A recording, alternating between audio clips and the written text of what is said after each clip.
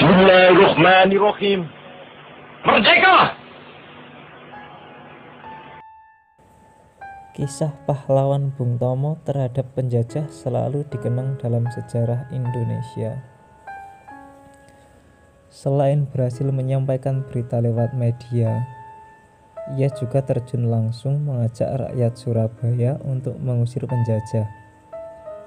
Aksi perlawanan dan pidato heroiknya pada 10 November 1945 diperingati sebagai Hari Pahlawan hingga sampai saat ini. Sutomo dikenal dengan nama Bung Tomo.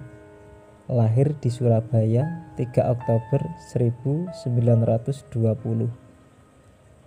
Ayahnya adalah Kartawan Ciptowijoyo dari keluarga kelas menengah. Ia pernah bekerja sebagai pegawai pemerintah, sementara ibunya pernah menjadi distributor lokal perusahaan mesin jahit. Masa kecilnya dihabiskan di kota kelahirannya. Setelah mengikuti jenjang pendidikan dasar, ia masuk pendidikan sekolah pertama di Mulo. Pada usia 12 tahun, ia sempat keluar dari sekolahnya dan bekerja kecil-kecilan. Namun setelah itu ia melanjutkan sekolahnya di HBS lewat korespondensi, tapi tak pernah lulus secara resmi. Setelah itu, Sutomo bergabung dengan Kepanduan Bangsa Indonesia atau KBI. Di sini ia seolah mendapatkan pendidikan pengganti pendidikan formal. Ia mendapatkan kesadaran nasionalisme dan perjuangan dari kegiatan kepanduan ini. Memasuki usia 17 tahun, ia meraih tingkat Pandu Garuda di KBI. Dengan pangkat tersebut, ia mulai dikenal oleh banyak orang. Di sini Sutomo menunjukkan kepeduliannya kepada bangsa. Selain aktif di kepanduan, ia juga terlibat dalam dunia tulis-menulis. Pada usia yang masih muda tersebut, ia menjadi jurnalis lepas pada harian Suara Umum. Setahun kemudian, pada usia 18 tahun, ia menjadi redaktur Mingguan Pembela Rakyat. Pada tahun 1939, saat usia 19 tahun, ia menjadi jurnalis dan penulis pojok harian berbahasa Jawa, Express.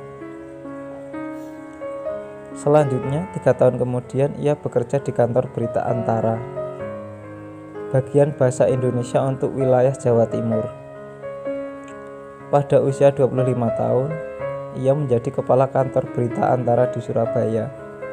Pada saat Indonesia merdeka, ia memberitakannya dalam bahasa Jawa agar tidak kena sensor oleh penjajah Jepang. Selain sebagai jurnalis, semangat perjuangan sebagai aktivis kemerdekaan masih membara di dalam dadanya. Pada tahun 1944, ia terpilih sebagai anggota Gerakan Rakyat Baru dan pengurus pemuda Republik Indonesia PRI di Surabaya. Patriotis Bung Tomo mulai terlihat secara luas saat peristiwa 10 November 1945. Ia menggelorkan rakyat Indonesia, khususnya yang berada di Surabaya, untuk melawan penjajah Inggris yang ingin merebut kembali Indonesia. Bung Tomo berorasi lewat radio untuk membakar semangat rakyat untuk berjuang mempertahankan Indonesia. Peristiwa itu, 10 November 1945, kemudian dijadikan sebagai Hari Pahlawan Nasional. 5 tahun pas kemerdekaan RI, Bung Tomo menjadi Menteri Negara Urusan Bekas Pejuang Bersenjata, Menteri Sosial AD interim di era Kabinet Perdana Menteri Burhanuddin Harahap. Bung Tomo juga tercatat sebagai anggota DPR pada 1956 sampai 1959 yang mewakili Partai Rakyat Indonesia. Karir Bung Tomo di kancah di panggung politik timbul tenggelam, kadang mesra dengan penguasa, kadang bersebelahan.